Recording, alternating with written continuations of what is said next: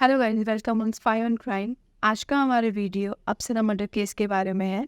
उसी के बॉयफ्रेंड ने बेरहमी से उसकी हत्या कर दी। तो आइए हम जानते हैं इस केस में क्या हुआ।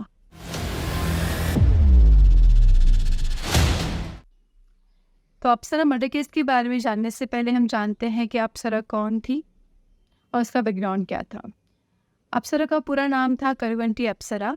अप्सरा 30 ईयर्स ओल्ड थी और तमिलनाडु में रहती थी। हमने जहाँ तक इस केस के बारे में स्टडी की और हमने जहाँ तक न्यूज़ में देखा या फिर अदर सोर्सेज में से हमें जानकारी मिली, अप्सरा की ऑलरेडी शादी हो चुकी थी, वो मैरिड थी। उसके पति का नाम था कार्तिक राजा, जो एक सॉफ्टवेयर इंजीनियर था। अच्छी पोस्ट पर था, अच्छी लाइफ थी उन लोगों की। पर जो अप्सरा थी उसको एक लेविश और एक रिच लाइफ जीनी थी, जिसकी वजह से कार्तिक राजा ने उसके लिए 25 लाख का लोन भी लिया था। पर जब उनकी ज़रूरतें उस लोन से भी पूरी नहीं हुई, तब अप्सरा और उसकी अप्सरा की माँ के अरुणा ने कार्तिक राजा के ऊपर dowry harassment and domestic violence का केस दर्ज कर दिया, जिसकी वजह से कार्तिक राजा को 15 डेज़ के लिए जेल में रहना पड़ा। और जब 15 डेज़ के बाद कार्तिक राजा जेल से वापस आया तो वो इंसल्ट को सहन नहीं कर पाया कि सोसाइटी क्या सोचेगी या फिर क्या सब उसके फ्रेंड्स क्या सोचेंगे। जिस इंसल्ट की वजह से उसने आत्महत्या कर ली, उसने सुसाइड अटैम्प्ट कर लिया और वो मर गया। तो जिस रात कार्तिक राजा सुसाइड करता है, उसी रात अप्सरा और उसकी माँ के अरुणा वहाँ से तमिलनाडु से निकल जाते हैं और हैदराबाद चले जाते हैं और बहुत ही लो प्रोफाइल लाइफ जीते हैं कि किसी को उनके बारे में समझ में नहीं आए। तो ये सारी बातें थी अप्सरा के बारे में, जहाँ तक हमने अप्सरा की लाइफ को स्टडी किया था। उसके बाद एक दिन अप्सरा मिसिंग हो जाती है। 3 जून की रात को उसके मामा उसे उसके घर से पिकअप करते हैं और उसे शाहदाबाद तक ड्रॉप करते हैं। उसे अपनी फ्रेंड्स के साथ कहीं भद्राचलम जाना होता है, तो उसके मामा उसको शाहदाबाद ड्रॉप करते हैं। उसके बाद से अप्सरा मिसिंग होती है। तो 4 जून को भी उसका फ़ोन स्विच ऑफ होता है, उससे कोई रीच नहीं कर पाता, उससे कोई बातचीत नहीं हो पाती है।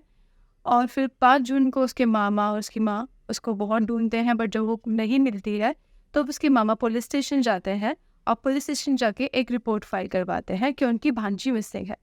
तो फिर उसके मामा साई कृष्णा पुलिस को सारी बातें बताते हैं कि उन्होंने उसको फिर से पिकअप किया। पिकअप करने के बाद वो लोग एक लॉन्ग ड्राइव पे गए। एक्चुअली वो लोग ड्राइव पे गए थे और ड्राइव पे जाने के बाद जब उसने बताया कि उसे अपने फ्रेंड्स के साथ भद्राचलम जाना है, तो उन्होंने उसको शाहदाबाद तक ड्रॉप किया।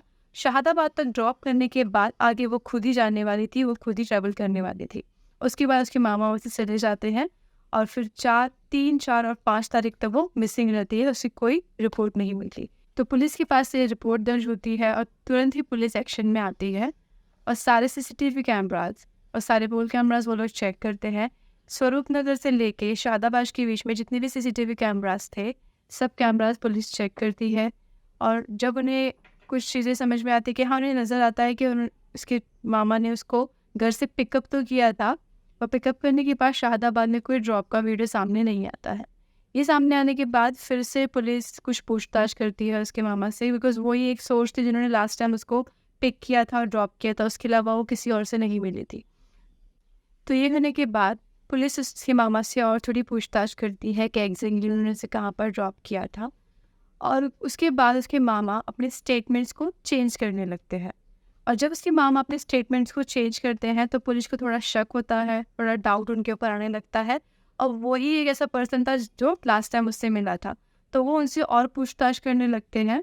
तो पूछताछ के दौरान उन्हें कुछ समझ में आता है कि वो चीज़ें सामने आती है कि वो थोड़े घबराए हैं या फिर थोड़े स्टेटमेंट्स को अपने बदल रहे हैं। तो पुलिस स्ट्रिक्टली उनसे पूछताछ करती है और स्ट्रिक्टली पूछताछ करने के बाद उसके मामा सच बता देते हैं कि उनकी भांजी मर चुकी है और वो इस दुनिया में नहीं है। और ये सुनने के बाद पुलिस शॉक हो जाती है, तुरंत ही साई कृष्णा को अरेस्ट कर लेते हैं। अरेस्ट करने के बाद वो उससे स्ट्रिक्टली पूछताछ करते हैं कि उसने ये क्यों और किस लिए किया। और साई कृष्णा पूरी सच्चाई बता देता है कि उसने 3 जून को अप्सरा को उसके घर से पिकअप किया। पिकअप करने के बाद वो एक लॉन्ग ड्राइव पे जाते हैं। पर एक शॉकिंग सच इस पूछताछ से सामने आता है कि साई कृष्णा और उसकी भांजी अप्सरा एक रिलेशनशिप में होते हैं। हालांकि साई कृष्णा ऑलरेडी मैरिड होता है, उसके 2 बच्चे होते हैं। वो दोनों ड्राइव पे जाते हैं और वो अप्सरा उससे शादी करना चाहती है। अप्सरा का ये मानना है कि वो अपने पति को और अपनी पत्नी को और अपने दोनों बच्चों को छोड़कर उससे शादी कर ले। पर जो उसके साईं कृष्णा के लिए पॉसिबल नहीं होता है।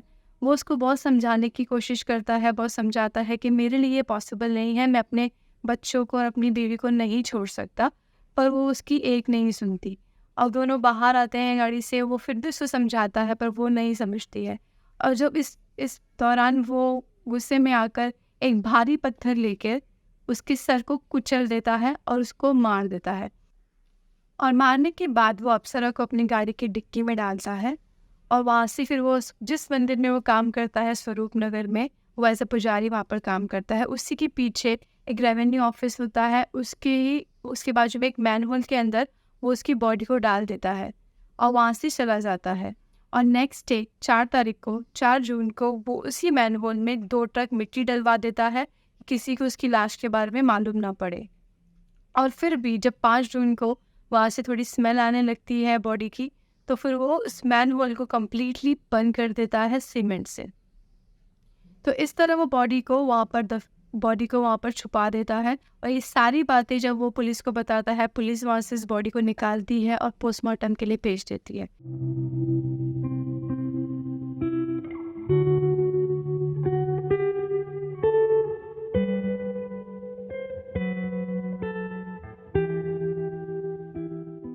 तो ये सब किया उसके मामा ने उसके साथ। सो उसके मामा को अभी अरेस्ट कर लिया गया है। उसके ऊपर सेक्शन 302 मर्डर एंड 201 लगा है और करंटली वो चेरापल्ली के जेल में लॉक्ड है। तो ये थी आज की कहानी अप्सरा मर्डर केस के बारे में। ऐसी और केसेस के लिए आप हमारे चैनल को सब्सक्राइब कर सकते हैं। Spy on crime. Be safe. Thank you for watching.